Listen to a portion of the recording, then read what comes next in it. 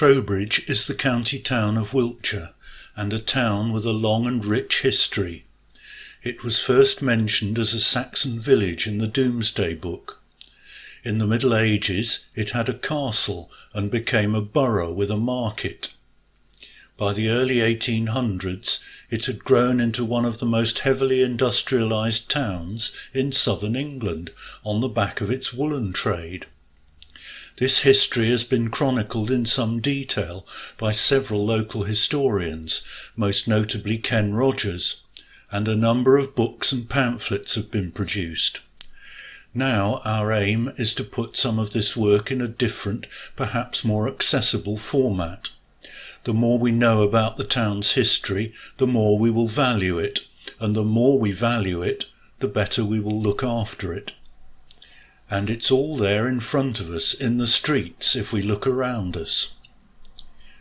This history has left us with many interesting and attractive buildings, too many to cover in one trail. This trail concentrates on the buildings of the historic centre of the town and has drawn heavily on the Civic Society's trail of 2000. And Ken Rogers and Rob Hillman's book, The Marketplace in Trowbridge, 1812 to 2018, with much assistance from Trowbridge Museum. At the time of the Domesday Book, the settlement would have consisted of a stone church, a mill near the site of the present stone mill, and a collection of round and long thatched houses. The name Trowbridge means tree bridge or wooden bridge, and the first bridge would have spanned the River Biss near the bridge that connects the Shires to Asda. After the Norman conquest, a castle was built by the de Bohun family in the 12th century. It was built across the main road of the village, leading to the tree bridge. The main road was diverted around the castle to a new bridge where the present town bridge is. This main road is now Fore Street and Wicker Hill. Urban development continued with the granting of a market and a fair in 1200. In the late 14th century, the cloth industry was established, and this was to provide the chief source of wealth for more than 5 centuries. This prosperity is reflected in the fine Georgian clothiers' houses, which are still such a feature of the town. The town grew with the introduction of mechanisation and steam power in the early 1800s, and it became known as the Manchester of the South. However, any prospect of Trowbridge developing into a large industrial town disappeared in the mid-19th century, when the West of England woolen industry went into its final decline. Since then, industry has diversified. Wiltshire County Council has been based in the town since 1893 and is a major employer. We start this trail at the town hall, one of the focal points of the town, with its distinctive clock tower. It was built between 1887 and 1889 to commemorate Queen Victoria's Jubilee. Funded by Sir Roger Brown, a wealthy local mill owner, it was built on the site of the Limes, once the manor house, and designed by A.S. Goodridge in what Sir Nicholas Pevsner, author of The Buildings of England, describes as a wild Franco-Elizabethan style. It housed council offices and the magistrates' court, and was a major venue for dances, meetings, theatre and cinema. Since 2010, it has been owned by a trust and run as an arts centre with live music and cinema. Next to the town hall is the market hall, built in 1861 by William Stancombe, another local clothier who once lived at the Limes. Designed by C.E. Davis of Bath, it was constructed to bring the market stalls out of the old marketplace and under cover. Now only the facade remains, forming the entrance to the Castle Place shopping centre. This is rich in carvings, with biblical quotations interlaced with foliage around the main arches. and on the capitals are a plough, sheep, a wool sack and 2 types of spinning wheel. At the end of Market Street is the courthouse or court hall, now a shoe shop with offices above, but originally built in 1854 as a magistrates' court and mechanics' institute, prior to the building of the town hall. Later it became a cloth warehouse, and after the Second World War it became a cafe.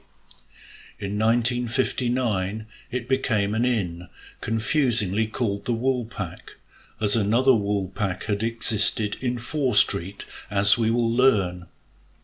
When it was first built, this view would not have been seen, as Market Street was only constructed at the end of the 19th century, at the time the Victoria Institute was built. Opposite the town hall is 4 Street, traditionally the marketplace and the heart of the town. On the right, numbers 39 to 40, now a betting shop, were built as a cooked meat shop in 1893, with open arches. 2 early inns that served the market stood next to it. The Market Tavern has now disappeared, to be replaced by a well-mannered brick building, while the frontage of the White Hart has been nicely restored by W. H. Smith. Opposite, a rather nondescript modern frontage conceals an interesting history. Up to the First World War, it was the site of the Woolpack Hotel. This was demolished in 1914 to make way for the Palace Cinema, which in turn was demolished in 1937 to be replaced by the larger Gaumont Cinema, renamed the Odeon in 1962. The present frontage was constructed in the 1970s. Across the road again we come to the first of the Grand Clothiers houses, now the HSBC, but originally built around 1730 by John Watts, who returned from making his fortune in Portugal. In Victorian times it had projecting shop fronts, which look quaint in old photos, but did this fine building no favours. Happily, the frontage was carefully restored round about 1960. Next door is the former George Hotel, which at the time of its closure as a pub was the oldest surviving licensed house in Wiltshire, with a history dating back to the 14th century. At the time of its change of use, the frontage was accurately rebuilt and thus survives as an important element in the townscape. The George was the focus for many communal celebrations, when the exterior was often lavishly decorated. Now we are at the centre of the town's old marketplace and the site of the market cross, picked out in dark pavias outside Starbucks. Henry VIII's historian John Leyland likened it to the High Cross in Malmesbury, so it may have looked something like this. It was taken down in about 1784. The building housing Starbucks also has an interesting history. It was the shop in which Henry John Nee started his house furnishing business in 1880. Nee's department store became a Trowbridge institution, of which more in a minute. In 1936 it was taken over by Burton's the tailors, who refronted it in their house style, which remains to this day. Crossing over, we see a group of buildings which are relatively late arrivals on the scene. The marketplace originally extended to Red Hat Lane, named after an inn with a cardinal's hat for its sign. Market stalls gradually encroached onto the marketplace and became permanent buildings.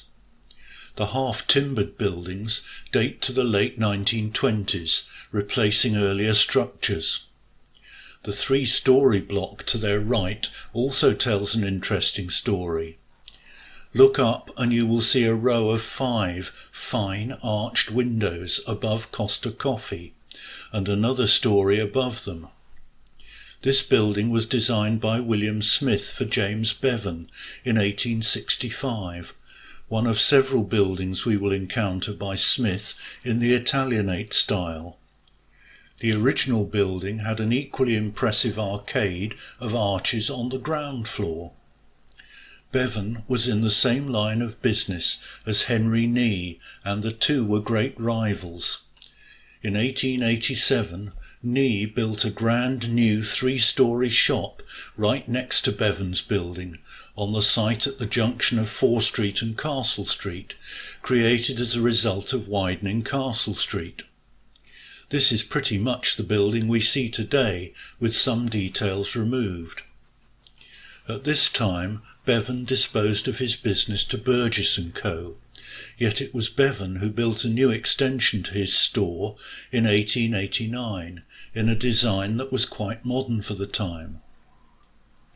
However, by 1892, Bevan was bankrupt and sold his business to Roger Brown, the builder of the town hall, and soon number 22 was occupied by Nees, with their main entrance on the corner of Fore Street and Castle Street. Nee had seen off his rival.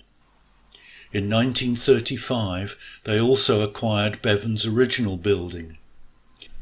It left a big gap in the town centre's shopping provision when Nees moved their store to the Spitfire Retail Park on Bradley Road in 2014.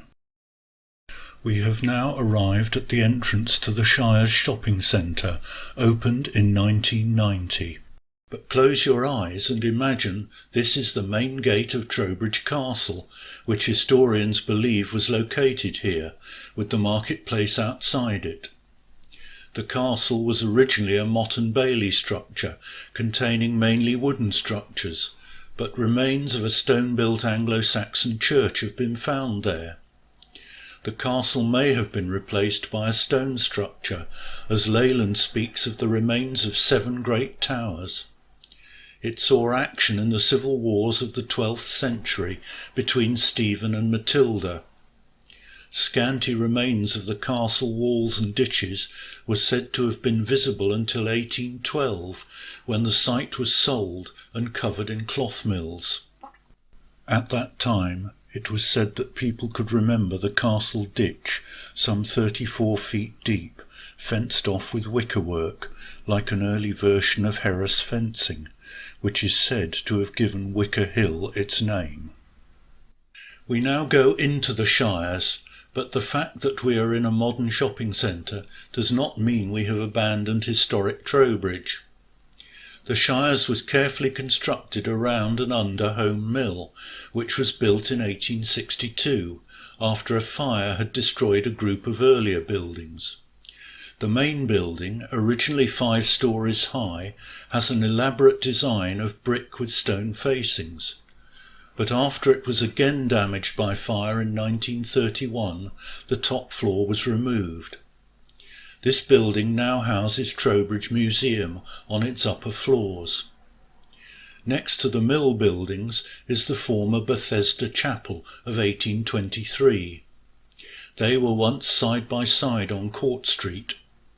The chapel was taken over by Samuel Salter & Co., the owners of Home Mill, as offices, and now bears their name.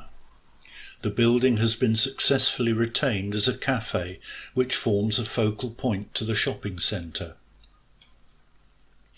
As we head towards the western entrance of the Shires, we arrive at a large atrium with stairs and escalators down to the lower floors of the car park. A large window gives views through to Stone Mill, built in the 1790s on the site of the original village mill. It was built as a water mill, but converted to steam in 1819.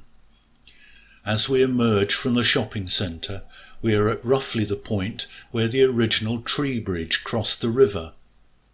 Go back inside and down to the lower floor to emerge by the walkway along the river. Turning right, we head towards the town bridge and 2 of the town's most interesting buildings, the Handel House and the Blind House. Handel House sits on a bridge astride the river. It is recognisable by its distinctive perforated brick facades.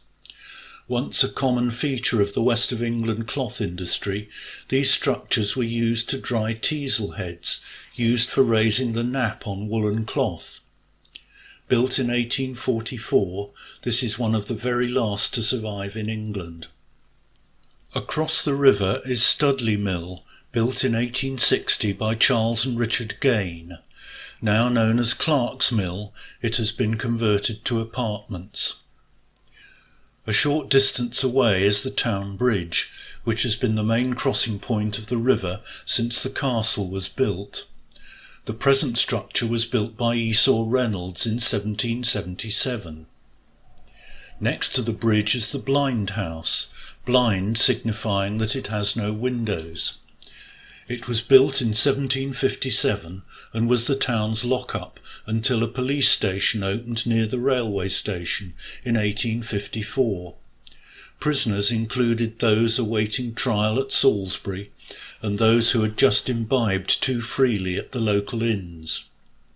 It has 2 cells, each having a bench for a bed and a latrine. Stocks and a ducking stool stood nearby, but had disappeared by 1850. Across the road is a building which looks rather ordinary at first sight, but has an interesting history. It was built in 1915 for Barnes Brothers, whose initials can be seen on one of the capitals above the showroom windows, as can the date. It is thought to be one of the first purpose-built garages and car showrooms in the country. It was originally built of brick with stone dressings. Later a white render was applied. It became a bathroom showroom, but is now vacant. It is located in an important position by the bridge at what is a gateway to the town centre. Kitchener's Court on the junction with Hill Street was formerly the Kitchener's Arms public house and was once known as the King of Prussia. It was built in the early 18th century of ashlar stone, now rendered and converted to flats. As we climb Wicker Hill back to the town centre, there are many interesting buildings, and we need to be selective. On the right are numbers 2 to 3 Fore Street, now occupied by Goff's Solicitors and Barclays Bank. These houses were refronted symmetrically as one house in the 17th century, and traces survive of earlier structures, including timber framing and array of wind braces in the roof.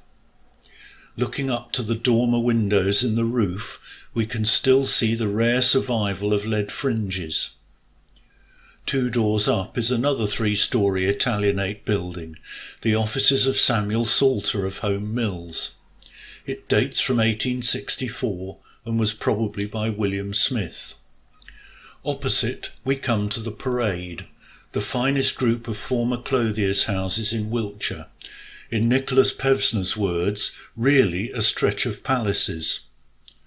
First is number 73 Fore Street, a front of 1730 of painted stucco, with a stone-tiled roof, half hidden behind number 8 Wicker Hill, which has a stone frontage of about 1820 on an earlier building. Next is Arlington House, the early 18th century home of the Singer family of clothiers. Then number 71, with a late 18th century ashlar front and hipped slate roof. The finest is Parade House, built in 1730 for a member of the Holton family. The interior has contemporary panelled rooms, an oak staircase and fine plastered ceilings. In the late 19th and early 20th century, this was the headquarters of Wiltshire County Council. Later it was acquired by Usher's Brewery as their head offices and splendidly restored. In front of all these houses is a 250-year-old pitched pavement, pitched meaning that flat stones are set on edge. At the top end, the group steps out in stages. First, tucked into the corner between numbers 68 and 70, is a flamboyant structure from 1915, described in the listing as Brewer's Baroque. Designed by W. Snellam, it perfectly complements the group. Number 68 is a fine example of genuine vernacular Baroque, built before 1723 for Nathaniel Holton. In the late 19th century, the ground floor was skirted on three sides by Baxter's Arcade, selling china and glass and other home furnishings. The arcade ran through at the back of the house as far as Manvers Street, but no trace of it remains.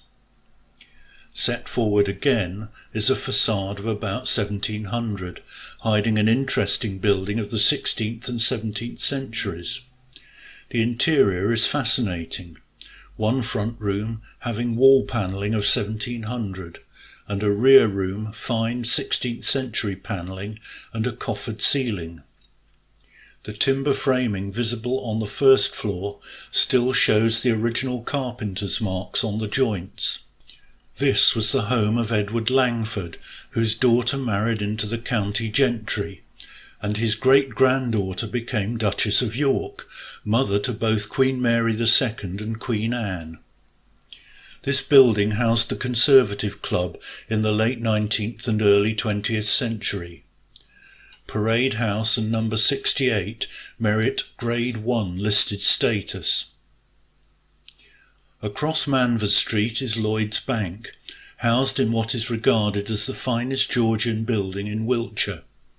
It was built around 1730 for John Cooper, another prominent clothier.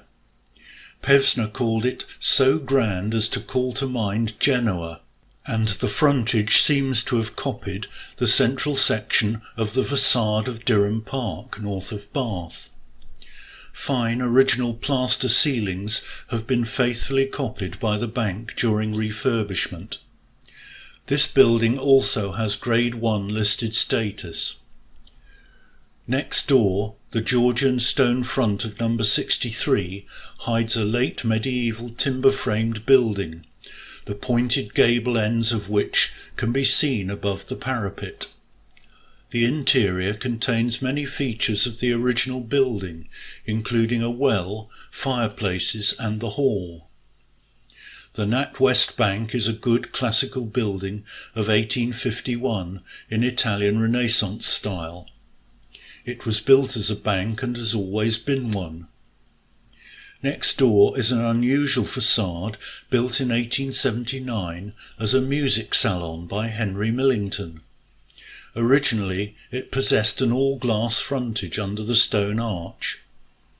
Number 58, Corals, appears to have reconstructed half-timbering, but this hides a very old timber frame building with many original roof timbers.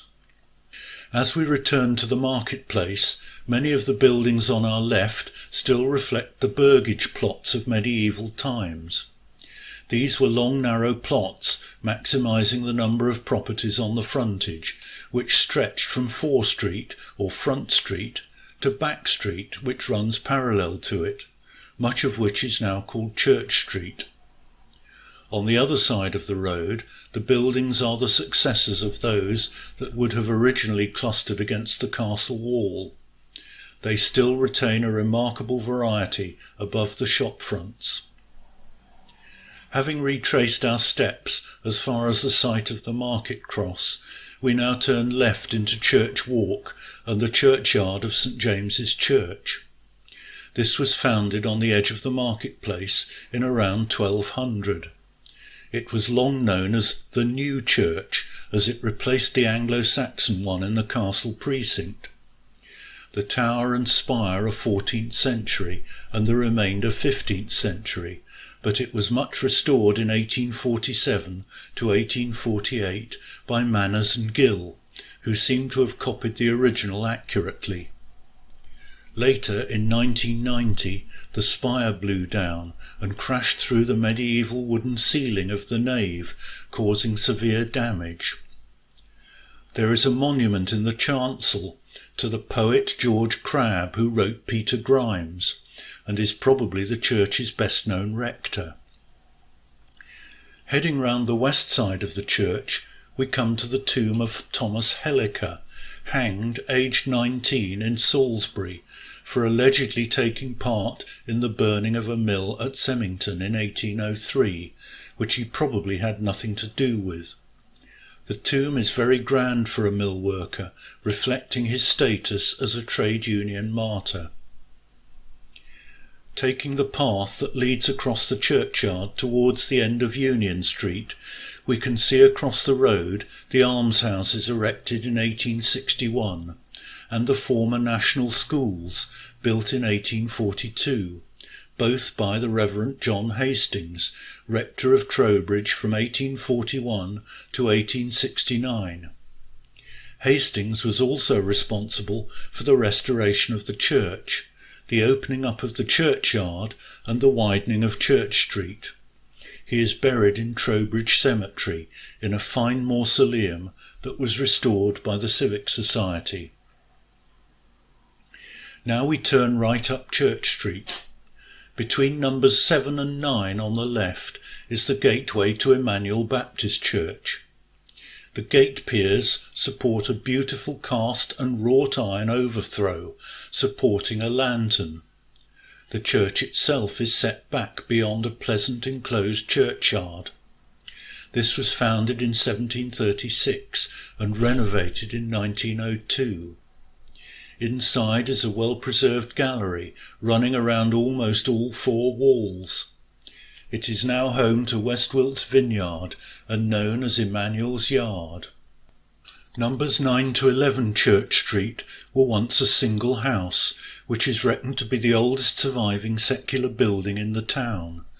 It is a medieval hall house with crosspiece, which probably dates from the 15th century, contemporary with the rebuilding of the parish church. Tree ring dating indicates a date of around 1438. It has been well refurbished in recent times. Opposite, the picturesque shops in Church Walk have evolved from market stalls set up in the churchyard. Further up on the right-hand side above the Polish supermarket, formerly the Co-op, was the Psychic Pig, once Trowbridge's premier music club. In 1991, a band called Only on a Friday was booked. When they turned up, they insisted on being called Radiohead, so this was their first gig under that now famous name. Opposite the end of Church Street is the 1960s post office building. Nothing special, says Pevsner. This replaced the Roundstone Hotel, which had 2 stories of Italianate arched arcades, similar in style to Bevan's shopfront on 4 Street, and we can speculate that it was designed by William Smith. On the opposite corner is a much better example of modern architecture, the former Halifax Building Society, now Fabric Magic. Silver Street leads back towards the town hall. On our left we soon come to Pitman House. Originally built in the late 18th century, but much altered since, this was the house of Samuel Pitman, father of Isaac, the inventor of shorthand. Samuel's cloth factory, which he ran from 1829 to 1836, was in the yard behind the house. The yard now contains a picturesque row of shops and leads to St George's Works, a recently completed block of flats overlooking the park. Beyond this is the former Hayden's Works, again on the left. George Hayden came to Trowbridge in 1814 from Birmingham and set up a firm of millwrights and makers of steam engines and machinery. The firm subsequently became world famous for heating and ventilation systems for large buildings, including Windsor Castle by special request of King George V, and the Houses of Parliament. Much of this work was done here at St George's Works until 1947. 3 and 4 Silver Street was the frontage of P.L. Hill's ironmongery establishment, which he proudly proclaimed was 70 feet long. Number 4 is another round-arched Italianate building, once also housing the Masonic Hall. Behind number 3 Silver Street was Hill's Public Hall. This was built by P.L. Hill in 1867 behind his ironmonger's shop and became the town's main meeting hall. In 1910 it became the town's first cinema, known as Albany Ward's Picture Palace and Skating Rink, and later Albany Ward's Electric Palace of Varieties. This gives the Albany Palace pub, which now extends into the building, its name.